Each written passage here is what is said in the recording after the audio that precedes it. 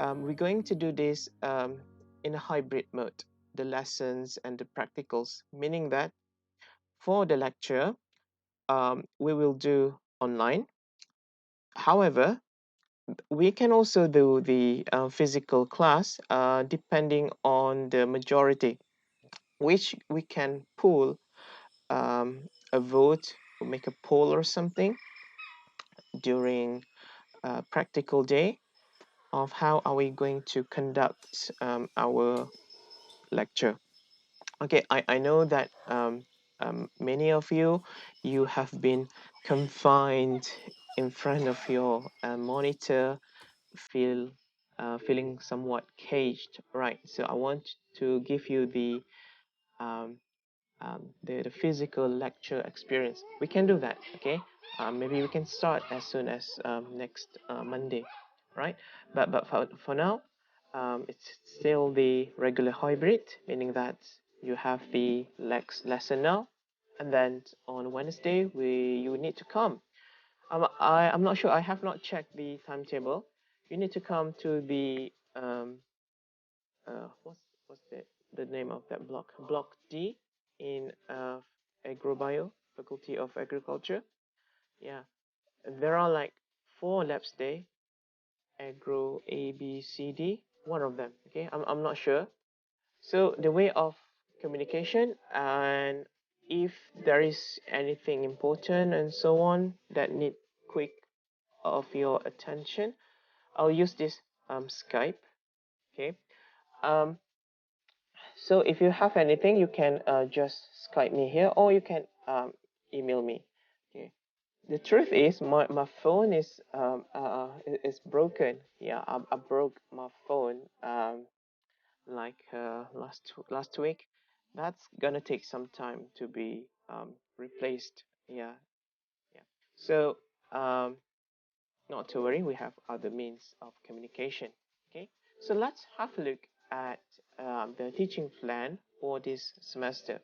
Okay, don't worry too much about the dates. Okay, this is just the overview what's gonna happen. So you are here for the AGR 3301 group number 2. This is from my previous semester, group 1 and 3. Um, crop physiology. Okay, so what is all about?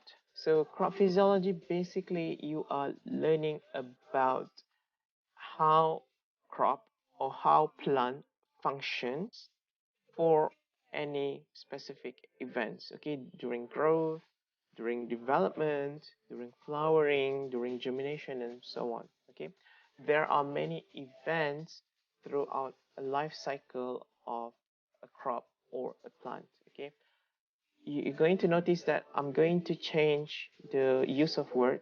I'm going to use the word crop and plant interchangeably.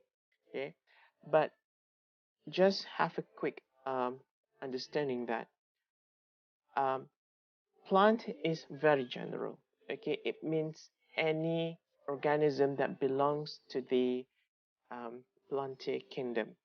When I use the word crop, or when you see the word crop in any reference text, it means to the plant which has been usually domesticated, and also it's grown in a very large commercial scale.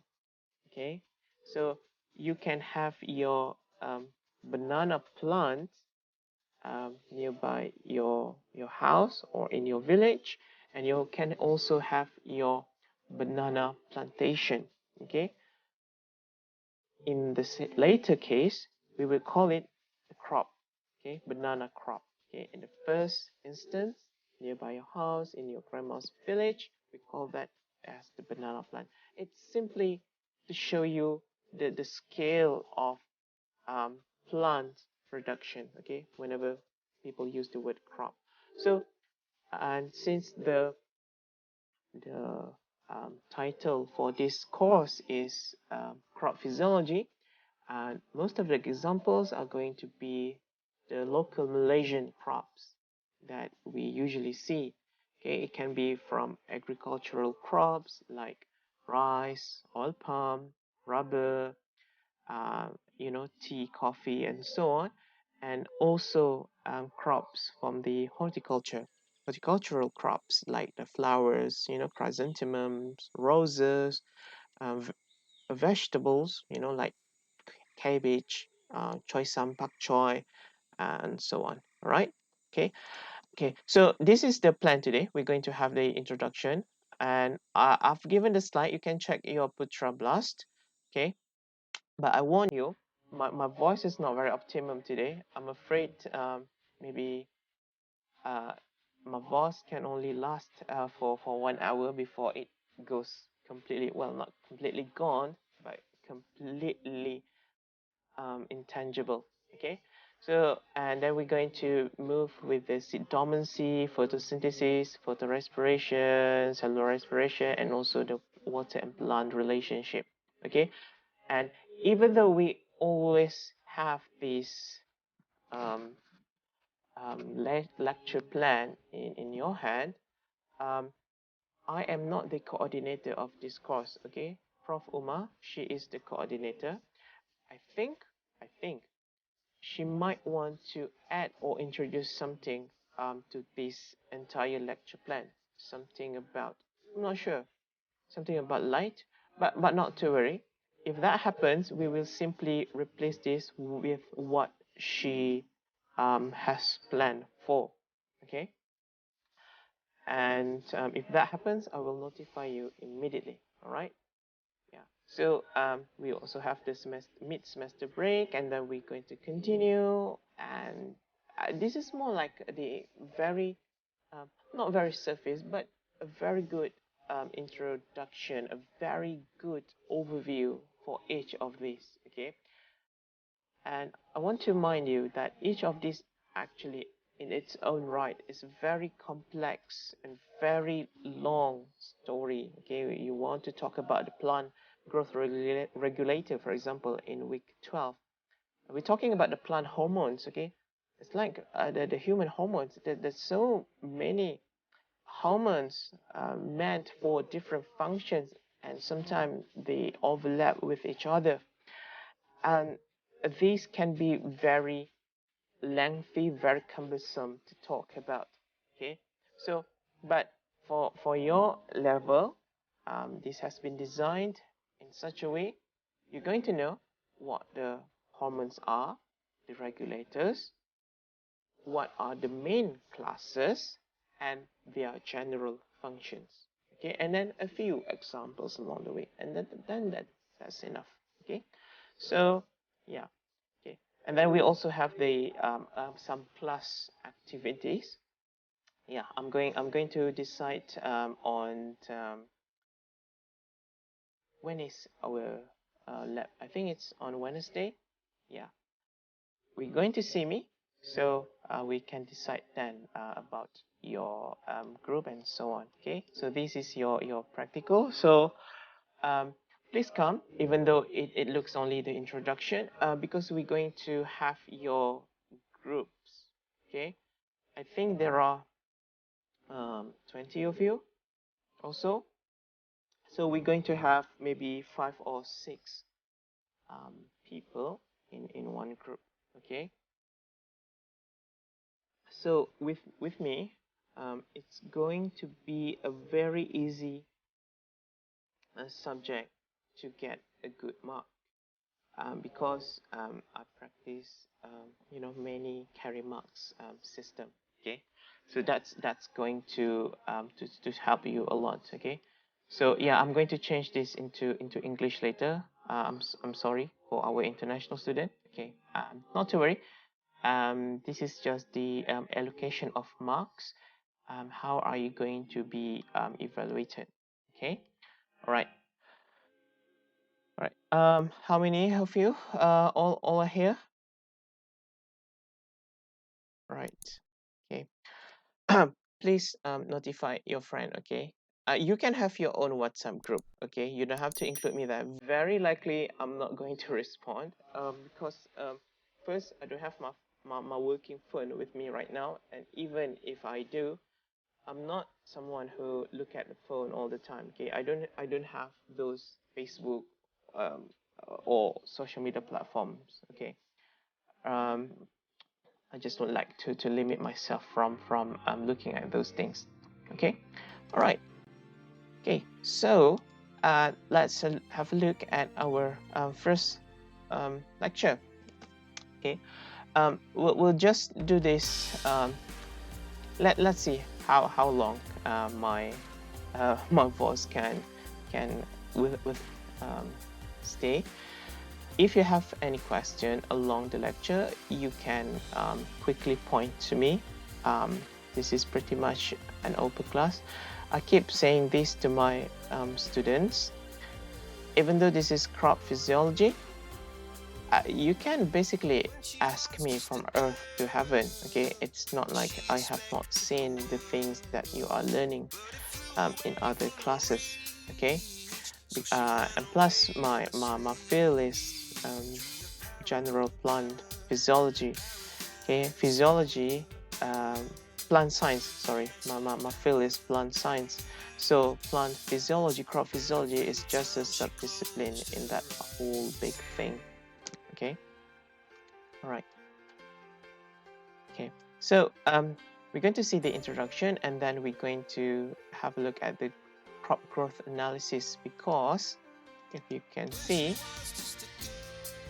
and in week number 2 we're going to do the growth analysis. But I think for that to happen, maybe on Wednesday you are going to have to collect some leaves, okay, and then put it in the oven so that you can do the growth analysis next week. Okay, you're going to do experiment.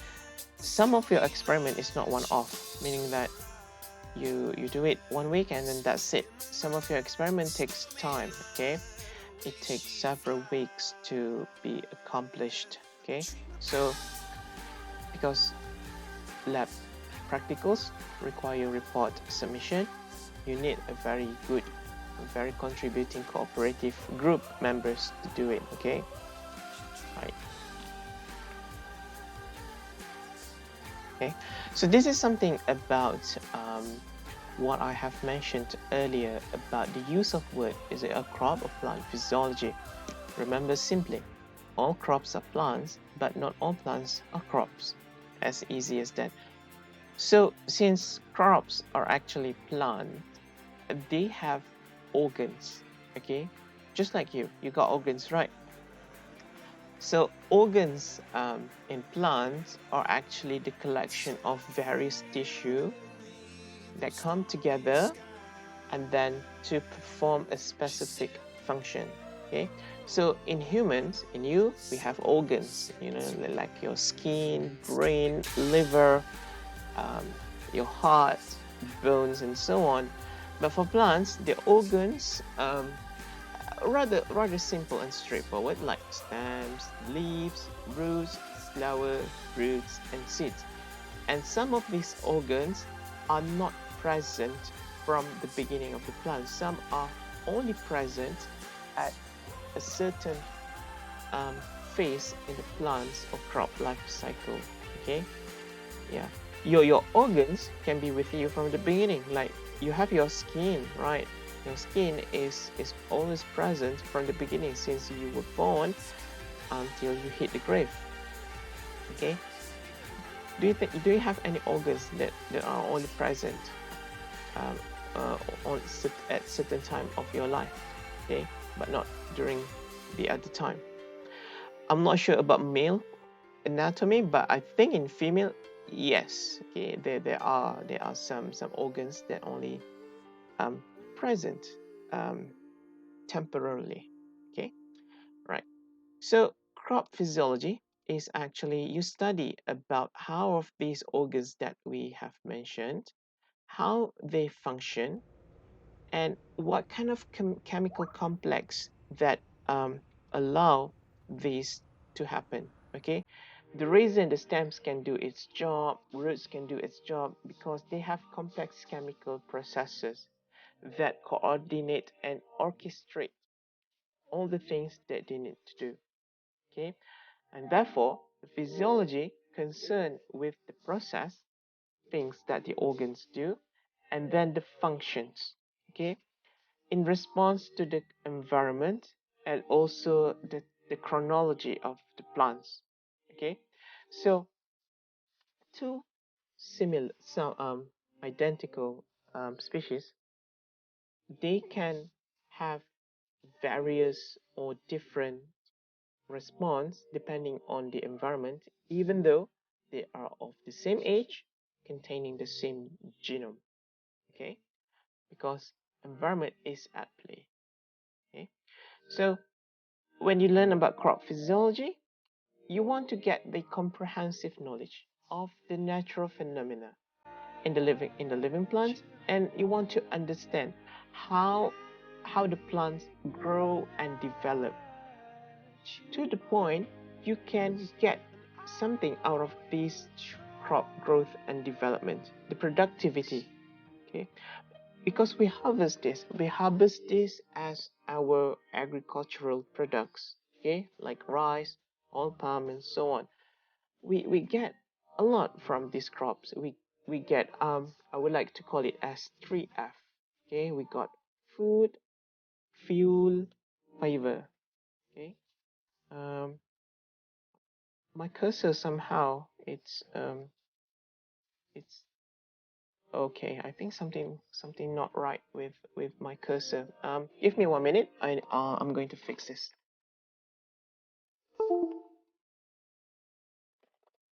My tablet cursor for some reason is not appearing.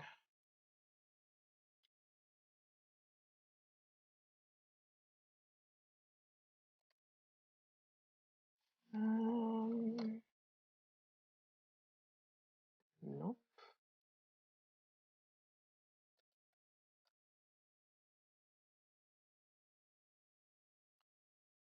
Bear with me, okay? Just for a bit. Need to see what's going on.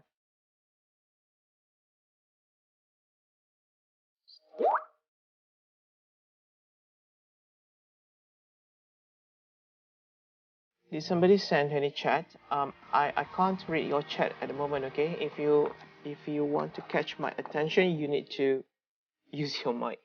I can only read your chat after the lesson.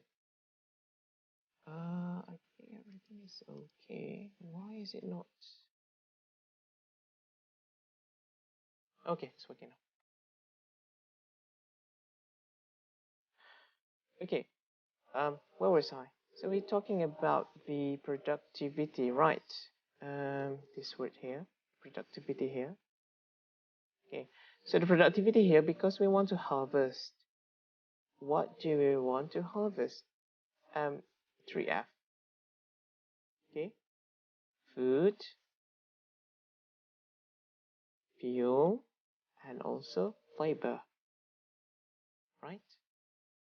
Okay, we use our knowledge to make the plant to grow and develop optimally so that we get the most out of it in order to cater for our needs in terms of food, fuel, or fiber. Okay, there are some other things. Okay, some people use it for the timber and so on, but mostly they still fall under this category.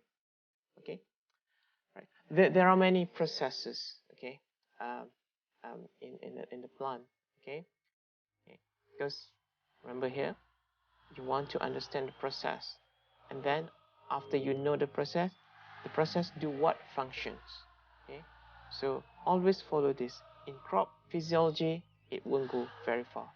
This is the whole idea of learning this. You understand the process, and then you know what the processes do.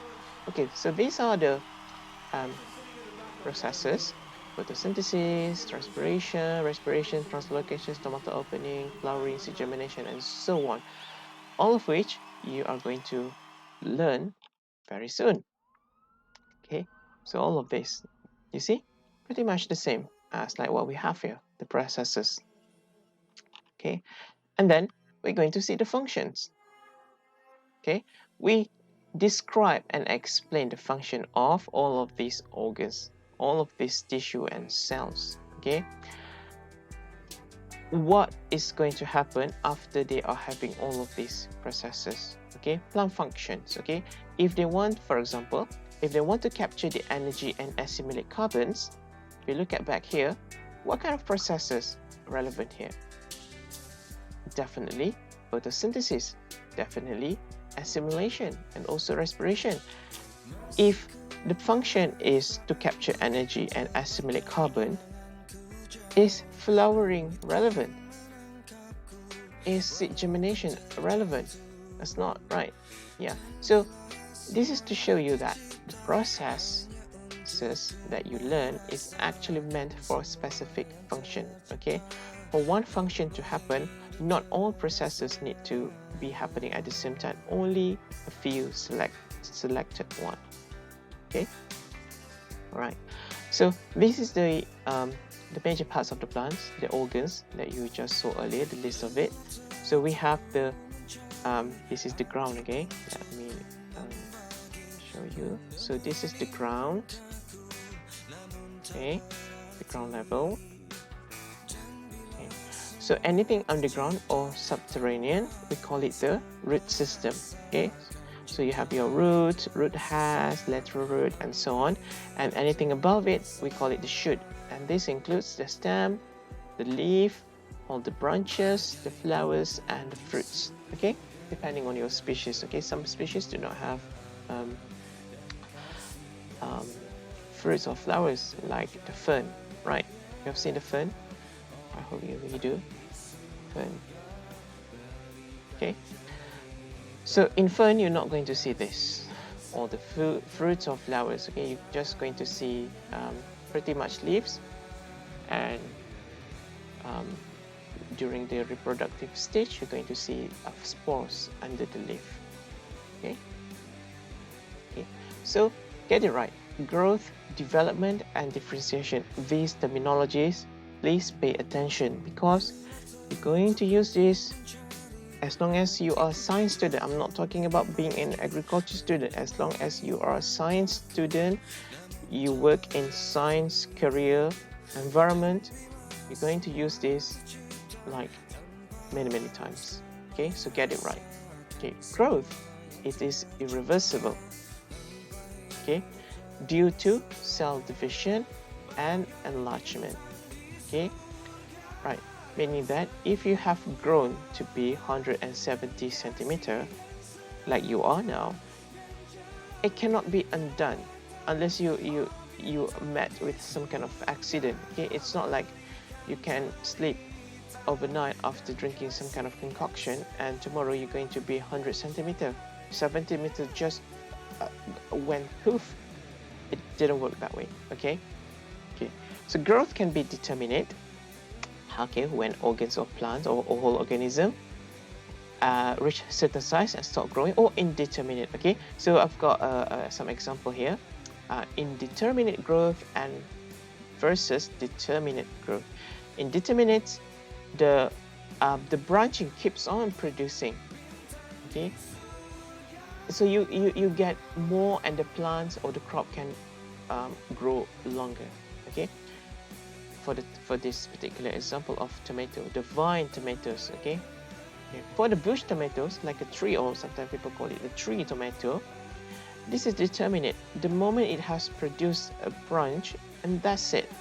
Okay, you're not going to get any more stem coming out of it. Okay, whatever comes out from the main trunk or the main branch, that's going to be final.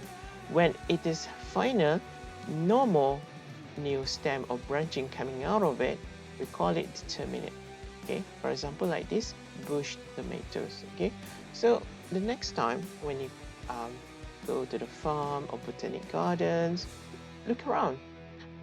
You can see that some plants are indeterminate, some plants are determinate. Okay, like um, the fruit trees, right? Are they determinate or indeterminate? They keep on growing, so you should know by now what it is. But look at plant that only grow one time, like rice. Okay, like some vegetable crop, like eggplant. Pretty much don't go very far. That's the final size. Okay, right. So that is the growth. Okay, it's irreversible. Once you have reached a certain size, that's it. You can only get any bigger or stay the same size. For development, this involves morphogenesis, the change of physical. Okay, morphogenesis. Genesis means the study of. Morpho means shape or form. Okay, morpho. I hope you still have you taken your botany class? Yes, Okay, yes. okay, that's good. So you should know what I am talking about. Okay, when I use this kind of word. Okay, so for the development to happen, and various things need to happen at the same time. Growth, yes, that needs to happen. This is the basic of anything. Morphogenesis, when the structure acquires its specific shape or form, and differentiation. Okay, differentiation means specialization. Specialization. Specialization. You can check the spelling. My spelling sometimes is not that great. Well, I'm not an English teacher, but I know what the word is. Okay. Um, a differentiation is pretty much like you got bone marrow, right? Okay. As a human, we have bone marrow. So from bone marrow, that gives rise to various blood cells. Okay, you got your red blood cells, you got your platelets, you got your neutrophil, eosinophil, basophil, and so on, just from one marrow cells. Okay, so the rise of various cells from one mother cells, that is differentiation or cell specialization. Okay, so this is a very good example of development. Okay, it starts with the fertilization of a flower. We still use the tomato example here. So the fertilization, you get I'm sorry, the fertilization does not happen here. It happens somewhere here. Okay, and you have your flower bud formation. Okay, inside which you have your ovary development, and then you have your flower. Your flower will be pollinated, and then the fertilization will start to occur. When this occur, your flower petals start to wither or fall off, and the fruits start to develop. Okay, it started like only like a small bud, and then it gets bigger, larger, and eventually it ripens, becoming a very luscious, delicious red tomato. Okay, look at this development. It grow. Okay, it grow from this, grows bigger until this. From this small, it grows bigger until this. Can this tomato reverse back to this size? It can't. Oh, Yes, it can't. So this is growth. This flower, it can't go back to the flower bud. So this is growth. Morphogenesis, the acquisition of form and structure. What happens here? From here, as it grows, it becomes more and more like a flower. Okay, so the morphogenesis has happened here. Okay, it cannot go in any direction because the genetic has governed it in that way. Okay, from this flower bud becoming tomato flower, it cannot be from this flower bud you become a water bottle. Doesn't work that way. Okay, and then the differentiation. Okay, the reason morphogenesis can happen because the cell specialize. Okay, specialize to become the flower cells, specialize to become the fruit cells. Okay, at one point they all started as the same cells. The cells in here somewhat give rise to the cells in here, but the functions are different now. Okay, if you eat these flower buds, it doesn't taste good, but there are still cells. If you eat this fruit, it tastes good, but there are still cells. So the cells now have specialized. I now have become the fruit cells, which are very delicious. Okay. Okay. A bit more about differentiation. Okay, because this differentiation, what makes your crop develop, eventually give rise to the organs of interest that you harvest. Okay. Um, I have a example here using stomata. Okay, so you know stomata, the tiny pores on the leaf surface. Okay, Yeah. right, good. You have learned that from your botany class, I hope. Okay, so this is like the MMC if the meristemoid mother cells. Okay, sorry, I should have written that. Meristemoid mother cell.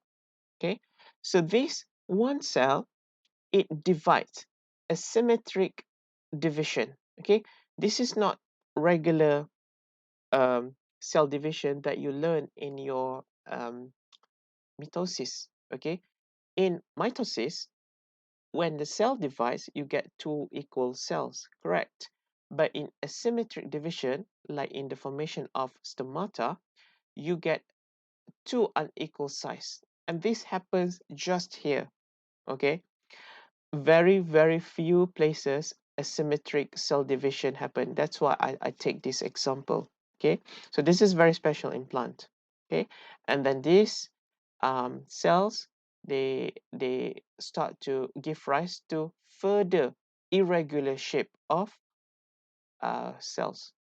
Okay, and you can see that from here you got two cell, from here you got one, two, three, four cell, right? And the further stage, these four cell, one, two, three, four cell, they stopped from dividing.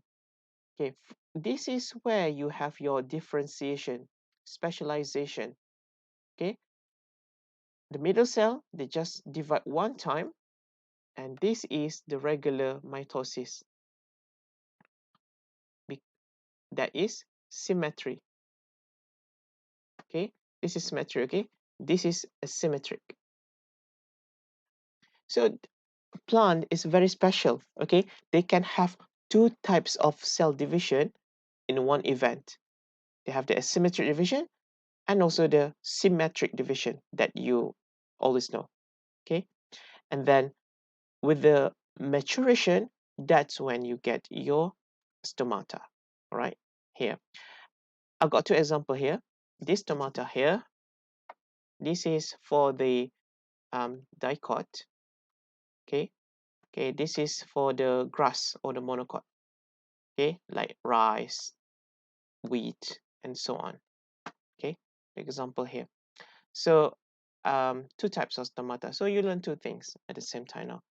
So the top here, this is the formation of dicot stomata, and down here is the grass stomata.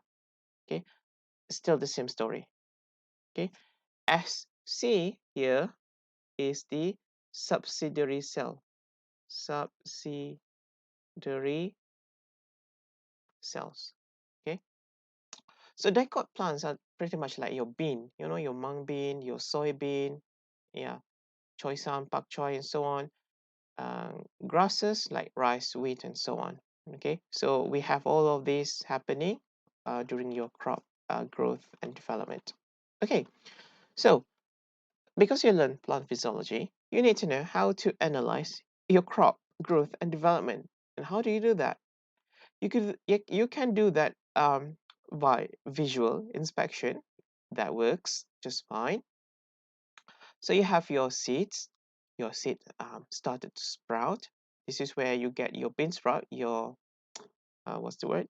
Tauge. Okay, and then you got your seedling, vegetative, budding, flowering, and ripening. Okay, so you can have your um, qualitative analysis by looking at it visually. It looks different. You know, growth and development has definitely happened here. Okay, and this, however, this is something that botanical um, assessment does. Okay, there is no clear um, quantitative number or measurements here. For example, like how tall is the plant, how big is the plant. Okay, there is no numerical values here. Okay, so this is purely qualitative. Qualitative. For science and agriculture student, you need to combine this with quantitative. Quantitative. Okay, you need to have some values. If you are talking about, oh, my tomato plant's a lot bigger now compared when it was a seedling. Okay, how big is big? What number is it? What value is it? Okay, that's why it's very important to have these two together. When you have these two together, it's a very strong analysis. Okay. Okay. So look at the statement. If someone sowed a seed in a garden or in pot, after a few days, he or she would find a tiny seedling coming out from the seed. As they pass, the tiny seedling grows in size. The number of leaves increases, and later it grows into a mature plant and produces flower and fruits, exactly like what is happening here. Okay, this is the process of growth and development. Okay, it grows from a small sprout seed into one big gigantic tomato tree, and also it developed from just having the leaf, having the flowers, and having the fruits. Okay, all of which are happening. Okay, so this is the example of dicot plants, your tomato plant. Dicot stands for dicotyledon. Okay, meaning that the seed has got two cotyledons. Okay, and we have also example here. This is for the monocot. Okay, see, so this is for the monocot. We use the example here, rice. I'll just write this. Okay. This is the example of dicot. Okay, we use the example tomato. Oops. Okay. So for rice, you can see that it's pretty much similar. It grows, becoming bigger and bigger, and also it develops from not having a flower to having a flower, and eventually having the seeds, the rice. Okay, and this is when you harvest. Okay. Okay. So I just put this as your revision. Please remember, growth is irreversible. When you have received this stage, you have got this stage, you can't reverse it to this stage, okay? It's just not possible, right? Okay, so for the growth to happen, okay, this is the event.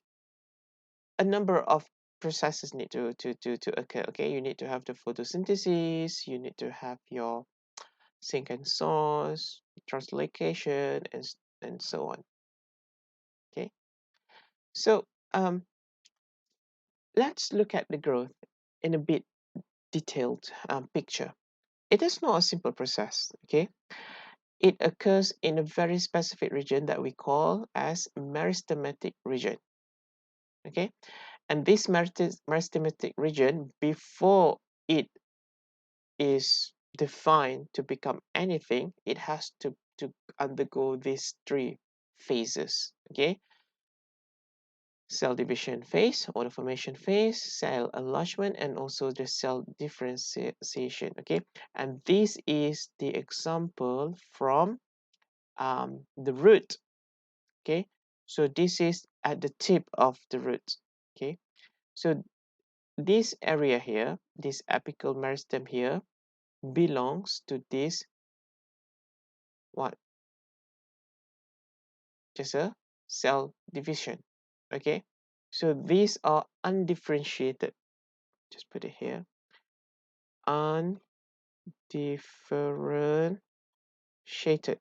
Okay, they are stem cells, pretty much like your marrow cell.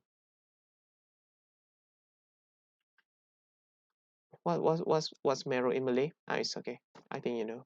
I keep forgetting what it's called in Malay. Marrow cells. Okay, so these marrow cells or meristematic cells, they will start to enlarge in upward direction and also the downward direction. Okay, do they have name now? Other name? No, they do not. No, they do not have any other name. The name is only one. The stem cells. They just divide, and as they divide, they becomes bigger.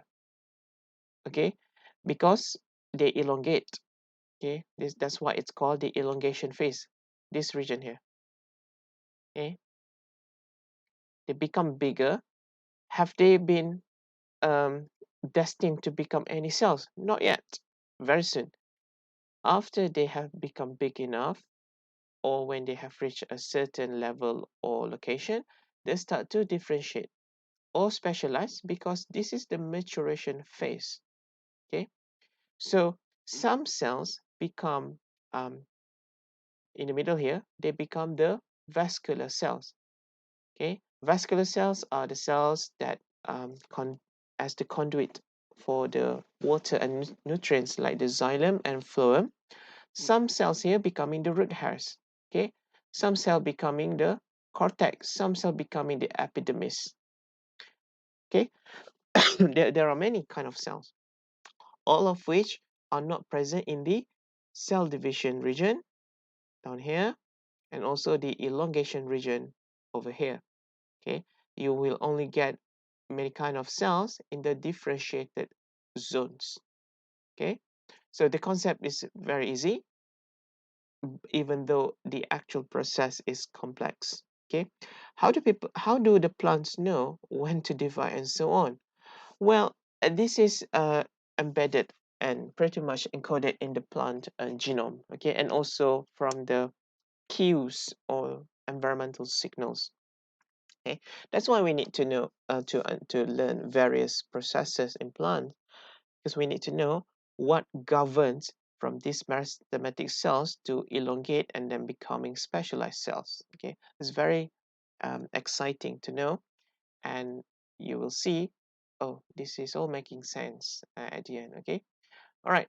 So um, the things that the cell can do. Okay, the cell proliferation is simply the cells divide. Okay, this is the cell division. You see, okay, the formation phase. You have your ground cell, ground tissue by having this phase. Okay, so from one cell divides by two, and then they divide furthermore, so the cell proliferates, and then you have your cell enlargement. One cell, because the cell will loosen up for a bit, they can have more content, and then the contents balloon up, and the similar cell gets bigger. And also the growth of cell by accretion. Accretion simply means um, the two cells, they come together and then they are cemented. Okay, they are cemented by some kind of substance. Okay, to become like a one big cell. Actually, there are two. This happens like when you have layers of cells. Okay, when you look at from the front, when you have a layer of cells like this, they can be glued in together. Okay, by a substance like a glue like substance. So when they are cemented together, they form a matrix. Okay, and this event, this way of cells or tissue formation, we call it growth by accretion. They get bigger now. Why do they get bigger or they appear visually bigger? Because two cells or more cells join together in the form of glue, forming the matrix. Okay.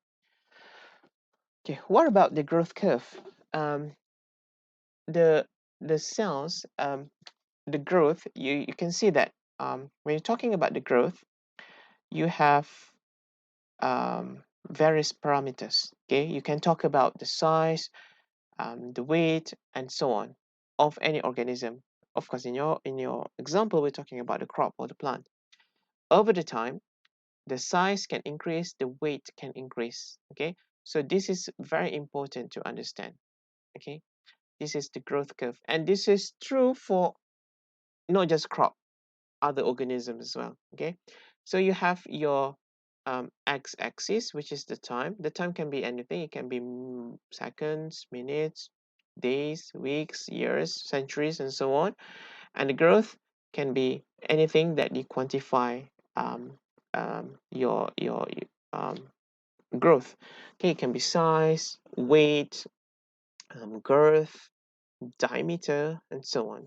Okay, so you have your um, this is what we call as the triphasic curve. Triphasic curve. Why? Because we have three phases. First one, second one, and the third one. Okay, so this is the first one, the lag phase. Okay, during this period, this is very slow because this is the start, the beginning. There is growth, yes, there is growth, but it's rather slow. Okay, the cells just waking up. They are gathering energy, you know, accumulating resources. Once they are ready, they're going to shoot up. Okay, suddenly it gets so big. Okay, and this is what we call as the log or exponential phase. Suddenly it gets super big.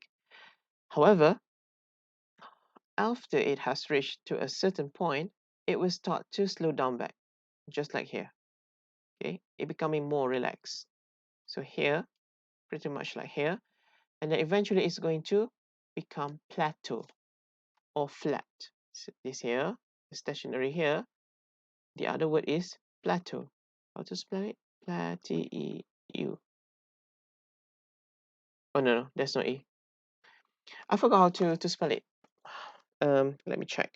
Like I told you, my spelling sometimes is not that great. I just know what the word is. D E P L A T E A U. Okay, not this one. This one. It's called plateau or flat. Okay. To put into perspective, you can think of it like this is your baby, you. Okay, we're using you now as example. This is you when you are in your school, the stubborn you, the youth you, the adolescent you. How adolescent? I don't know how to spell it. Adolescent, the teenagers you, teenagers. This is the adult. This is somewhat the adult. Okay, maybe this is your veteran. Okay, okay, but of course the veteran is actually already the senescence period, becoming pretty much plateau. Okay, this is steady state. Okay, so we are going to learn how to do this curve using real example. Okay, that's why if you look at back this, we are going to do the growth analysis. We're going to uh, pluck some leaves or stem or so on, and then we're going to do the growth analysis. Okay, all right. So measurement of growth, and we can use various organs to determine this. We can use the stem or root, and also we can use other units. Maybe you want to use the volume or area, okay, in terms of organs like leaves. Okay, so depending on the organs that you are interested with, you can decide what kind of unit or parameter you want to use depending on the organs. Okay, right. So there are many ways you can measure the growth. Something that you can read on your own, because this is going to be done again during your practical session. Okay, so you have your fresh weight, your dry weight, length, and area. Fresh weight is simply when you have your, for example, you pluck some leaf, just weigh them straight away. Okay, And then you have your dry weight. This you need to use the oven. We dry completely, remove all the moisture, and just leaving behind the pure biomass. And then you can also measure the length, okay, how your plants gets bigger over time, and also the area. And this we can use um, um, the equipment. We have the equipment for leaf area, and also we can use software, or we can use your phone. Okay, that works as well. Right. So for growth analysis, this is all you're going to see. Yeah, this bit usually students are quite afraid because it uses a lot of equations, mathematical expression. But not to worry, you just follow the equation, then you will be safe. Okay. So the objective for growth analysis, so that you know the spatial and temporal integration of plant process. So you know, as the plant becoming older or mature, what actually happening to it, why it becomes big, for what reason, for what purpose. And after that has happened, what about the dry matter accumulation? Because your crop is autotrophic.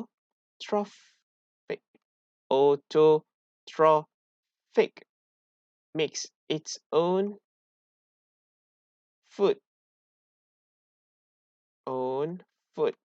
Okay, because your crops are plants, and plants can photosynthesize. Photosynthesis means your plants can make their own food, and we need to understand how much food has they made. Okay, depending on the species, depending on the growth conditions, this can determine the rate of dry matter accumulation. Okay, and also the environmental influence, and also the genotypic differences. Okay, for example, between dicot or monocot of cross, the rate of dry matter accumulation is going to be different. Um, this is all very classic. Okay, some of them are very are destructive, some of them are not. We're going to learn both how to do it. Okay, so these are, there are many more. Okay, but for you, I want you to focus on this five growth parameter, very common in plant physiology, and these are all very classic growth parameters. When I say classic, this means it has been going on for a very long time. Okay, so you have your AGR, absolute growth. Okay, the detail of it you can read on your own, because you very likely you're not going to be able to understand this right away, but read it again and again and again. Okay, I'm going to explain it based on the formula. So this is the formula for absolute growth rate. So weight, final weight, the weight in plant, minus the initial weight, and then you divide that with the time that you have. Okay, so the unit for this parameter, AGR, absolute growth rate, is gram of dry matter. It can be kilogram, okay, doesn't matter, depending on your organs, per day. When you have done it right, you are going to be able to plot the growth curve, something like this.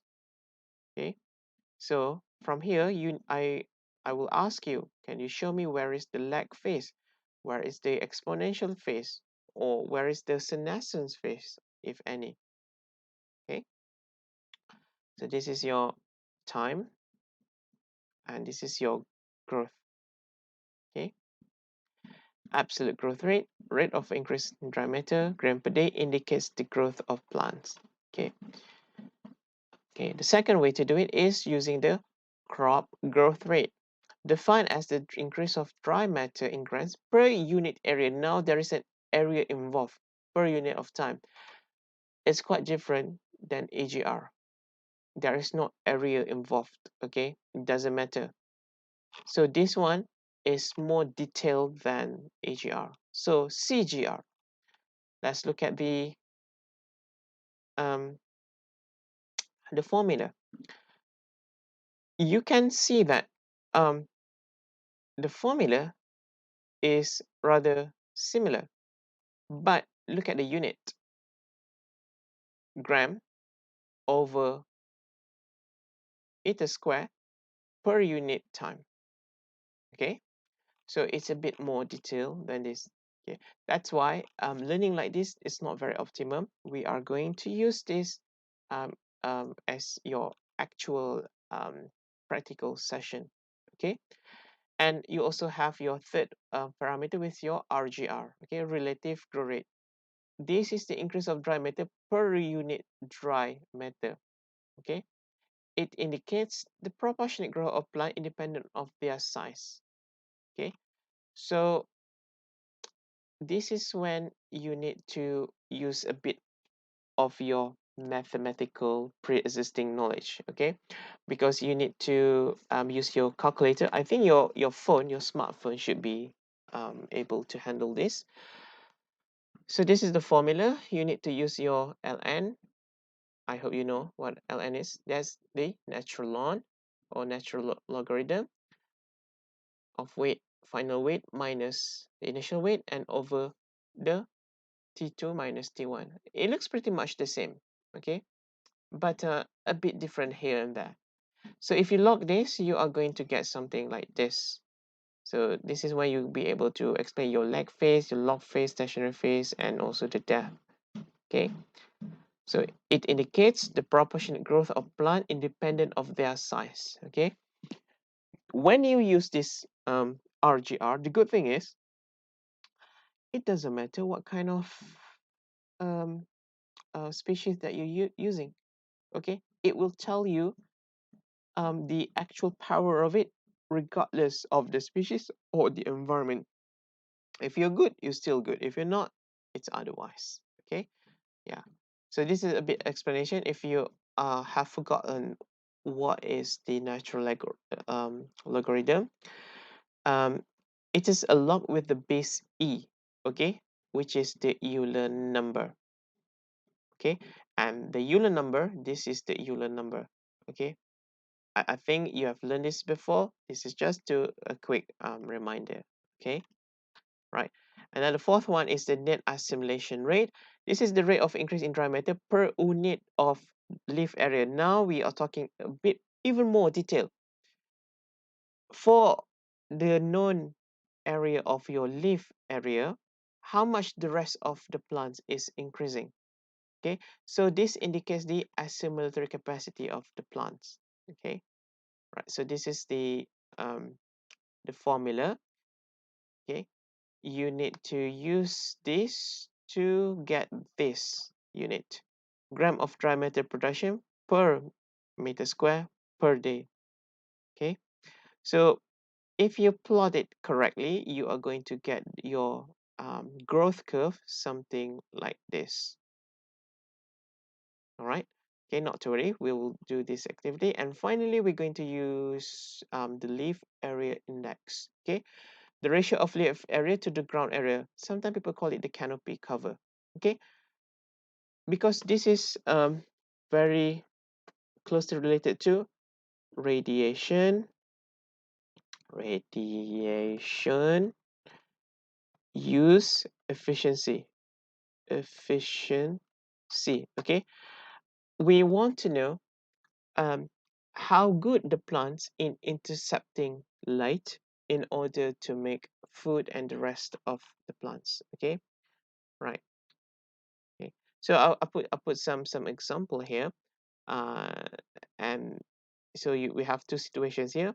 If your ground area is the same for A and B, 1 meter square, if your A you only have a leaf area of 1 meter square, your leaf area index is 1. But if your plants have very dense leaf, lots of leaf, you're going to have a better leaf area index. Okay, meaning that um, the the value is a lot higher. So we would say that the interception is much better when the canopy is bigger. Okay, okay. So this here you can see that the leaf area index is much lower than this guy here. Okay, right. This is only 0.4. You see, there are many empty spaces, and this one less empty spaces, and this one is very dense canopy. Okay, so um, it depends on the crop and also the leaf orientation. If you learn from your botany, I think this is something related to leaf arrangement or phyllotaxy. Phyllotaxy. Okay, the leaf arrangement. Leaf arrangement. Okay, remember you learn in your botany, you learn about the leaf arrangement, which is opposite. What else? Um, alternate, alternate. What else? Whole, and so on. Okay, okay. Refer back to your phyllotaxy. Okay, okay. So the leaf area, there is no unit. Okay, this is the only parameter compared to the other four before. This one do not have any unit. They just have number because this is basically just a ratio. Okay, and we want the ratio to be 6:9 for crops for with the upright leaf. Okay, depending on the species. Okay, all right. Okay, another example: leaf area index of 0.4, leaf area index of 0.8. Okay, so this plant has a better radiation interception compared to this plant, right? Okay, but you don't want too much leaf because sometimes too much leaf you can actually have um, overshadowing the lower leaf, and actually the production can reverse. Okay, so and again, if you do it right, we are going to get your parameter just like this. Okay, yeah, so this is just example from some articles that I took. Okay, what happens when you play around with the number of crop population, okay, in terms of the leaf area index. Okay, so yeah, the high population, it's true, you're going to get a very high leaf area index, high radiation interception, but they're going to diminish um, pretty large as well.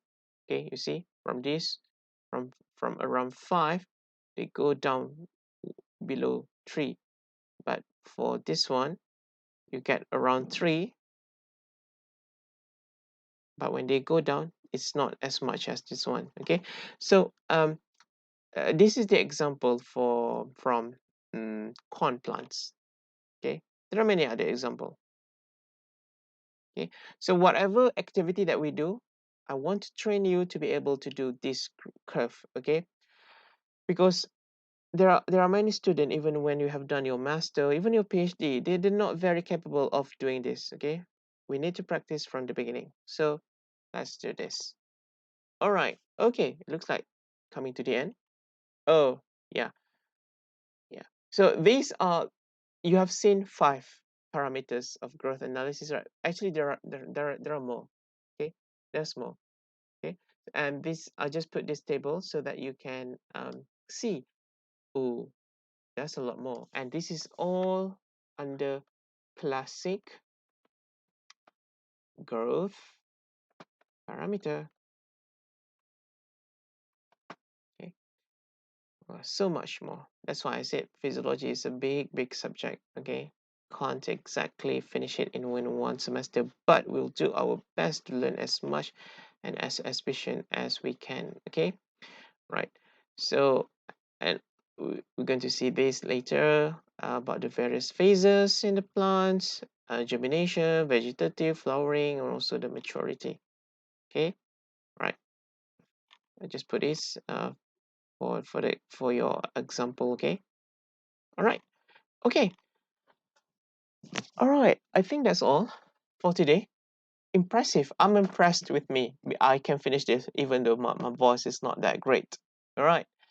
Okay. I think that's all for today, and we can have a further discussion and revision when you see me later on Wednesday. All right. Any question? What time now? 9:11. Okay.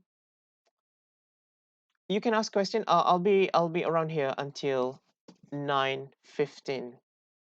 Got any question? Just shoot.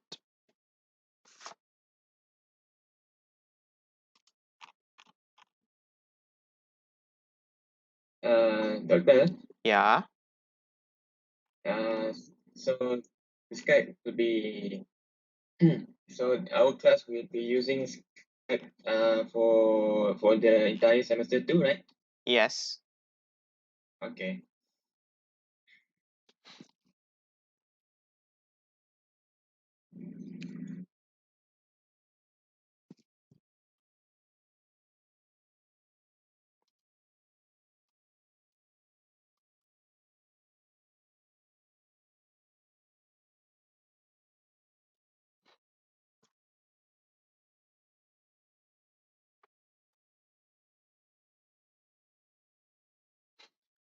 I hope you can follow the lesson. Okay. If you need me to do anything specific or so on, just let me know. I'm quite flexible with this kind of thing.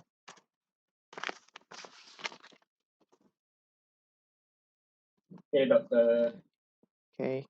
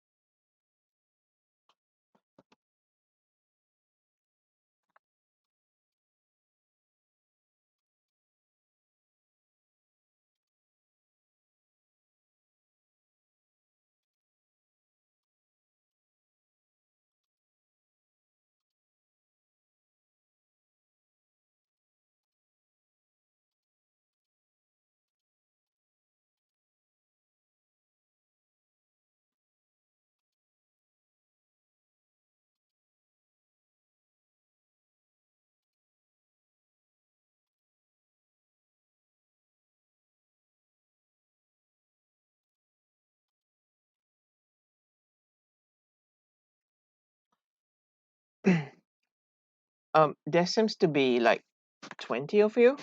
So um, for because your class finish at 10, right? Maybe you want to take this time to discuss among yourself to create a group. So 20 of you, I think 5 people in one group should be fine. Okay. Please decide your group members. 5 people in one group, and give me the names on Wednesday. Okay. And also give uh, your group a name. Okay, any name. I don't know. You want to give your group name Nasi Paprik, whatever. Just give one name. So your group will stay with you for the rest of the semester. Okay. All the merits that your group achieve will be reflected in your individual mark as well. So be cooperative, be contributing to your group. Okay. If you somehow can't find a group members, do let me know. But I hope you can decide on your own, okay? Um, I forgot. Who's our international student? Do you know other student here? No, doctor. No? Okay. Do you need help to get into any group? Yes, doctor. Okay. And so, any of you, can you can you can you what's your name again? I forgot. Sorry, I'm very bad with name. 张佩是 Chang. Yeah, 张 Chang. Okay. Okay. So what do I call you? Chang. 张 Chang. is okay. Chang is okay. Okay. So, um, any of you, please reach out to Chang, and make him to be into your group. Okay. Right. Please don't let him be without a group on Wednesday. All right. So on Wednesday, go to the lab. Please wear proper lab attire, even though we're not going to do anything serious. Lab coats with shoes. No slippers, no sandals, nothing exposing your pretty toes. Okay. All right. I think that's all for today. Yeah. So thank you for coming, and I hope to see you on Wednesday. Bye. Bye-bye, doctor. Thank you, doctor. Welcome. Thank you, doctor. Welcome. Thank you, doctor. You're welcome. Thank you, doctor. Welcome.